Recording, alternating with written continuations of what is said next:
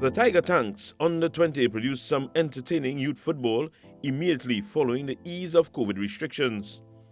The quality of play and organisation was maintained throughout the group stage, and according to the Secretary of the Competition Steering Committee, Richard Piper, this is set to continue at the next stage.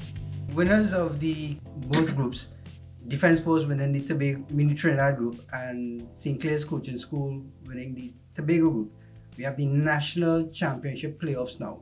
The two teams will play each other home and away over the next 2 weekends to determine the national champions. So on this coming Saturday at the Dwight York Stadium, 4 o'clock kickoff, we have St. Clair's Coaching School versus the Defence Force FC. And then the return leg will be on June the 25th at the Atto Stadium, 4 p.m. kickoff again, Defence Force FC versus St. Clair Coaching School. And at the end of that game, we should have the national champion. Chairman of the Competition Steering Committee, Colin Wolf, is satisfied with the organisation and team participation thus far. I think the league exceeded our wildest expectations with respect to the outcomes that we had set for ourselves at the start. And as I had indicated to the teams on a group chat, this represents the output of a wonderful team effort. The elements of the team, certainly from our perspective, was the people that comprise the organizational committee, the competition steering committee. And I will just go off on a bit of a tangent.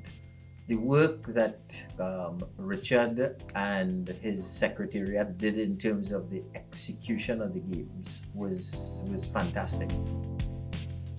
Wolf shared another element which contributed to the success. The sponsor invested when no one else was prepared to, and that has to be commended, because at the time we were in the middle of a pandemic and football was not on the radar at all.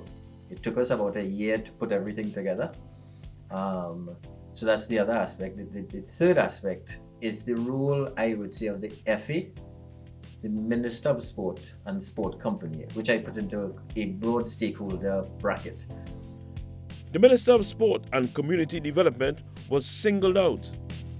It was the first time that I'd met the Honourable Minister, and she was nothing short of genuinely fantastic. It was not a show thing. She was genuinely engaged in our efforts and has been supportive ever since.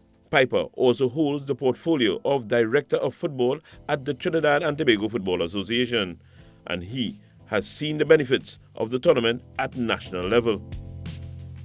If I'm not mistaken, Wayne, I think we have 4 players that would have been competing in the Tiger Tanks Under 20 that is currently in the 20-man squad of the National Under 20 that is currently in Costa Rica in a pre-camp before they go off to Honduras. So having said that, the tournament was vitally important to showcase the local talent, to give them an opportunity to make the national under 20 team and stake a claim for possibly being included in the national senior team that will be making a claim for the World Cup in 2026. Wayne Cunningham, TTT Sport.